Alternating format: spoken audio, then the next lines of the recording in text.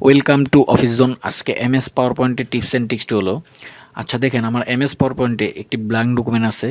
তো আমাদের অনেক সময় প্রয়োজন পড়ে যে কোনো পিকচার এনে এই ব্ল্যাঙ্ক ডকুমেন্টের ভিতরে ফুল মানে পুরো ব্যাকগ্রাউন্ডকে সিলেক্ট করে সেট করি, তাই না? তখন আমরা কীভাবে করি, যেমন আমি যদি একটা পিকচার আনি, দেখেন এই পিকচারে গেলাম, আমি অনলাইন পিকচারে গেলাম।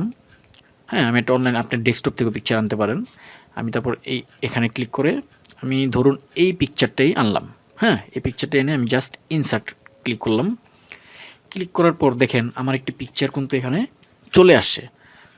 আর এই যেমন পিকচারটা আছে আমরা কিভাবে সেট করে থাকি ম্যানুয়ালি, এই যে এভাবে টেনে সাইড দিয়ে তারপর কিন্তু আমরা এভাবে সেট করে থাকি, তাই না? কিন্তু দেখেন একটু লক্ষ্য করেন, এই পিকচারটা কিন্তু একদম নষ্ট হয়ে গেছে।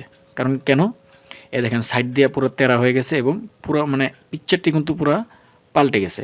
কিন্তু আপনি চাচ্ছেন পুরো নিখুঁতভাবে এই জিনিসটা মানে সেট করতে একটা টিক্সের মাধ্যমে, ঠিক আছে? আপনি যে কোনো পিকচার কিন্তু সুন্দরভাবে সেট করতে পারবেন। তো আমি পিকচারটা ডিলিট করে দিলাম। আমি আবার এই ইনসার্টে যেয়ে আমি এই পিকচারে গেলাম, পিকচারে যে অনলাইন পিকচার্স আছে এখানে ক্লিক করলাম। করার পর আমি এখানে ক্লিক করে আমি ওই পিকচারটি আনলাম, এই পিকচারটা আনলাম। হ্যাঁ, আনার পর এখন আমি এই পিকচারটাকে সেট করব কিভাবে? এই পিকচারটা ক্লিক থাকা অবস্থায় এখানে দেখেন পিকচার ফরম্যাট নামে একটা অপশন আছে। এখানে দেখেন এই সাইডে ক্রপ নামে একটা অপশন আছে। এই অ্যারো চিহ্ন ক্লিক করে আপনি এই দেখেন অ্যাসপেক্ট রেটিও, এখানে যখনই মাউসের কার্সারটা নেবেন তখন কিন্তু এই পয়েন্টগুলো চলে আসবে। আপনি জাস্ট এখানে দেখেন 16:9 আছে, আপনি এখানে ক্লিক করে দিবেন। এখানে ক্লিক করলে আপনি কিন্তু এই ব্ল্যাঙ্ক ডকুমেন্টের সাইজটা কিন্তু ও নিয়ে নেবে। দেখেন ক্লিক করে অবস্থায় আপনি বাইরে একটা ক্লিক করে দেবেন, পিকচারটা কিন্তু ক্রপ হয়ে গেছে।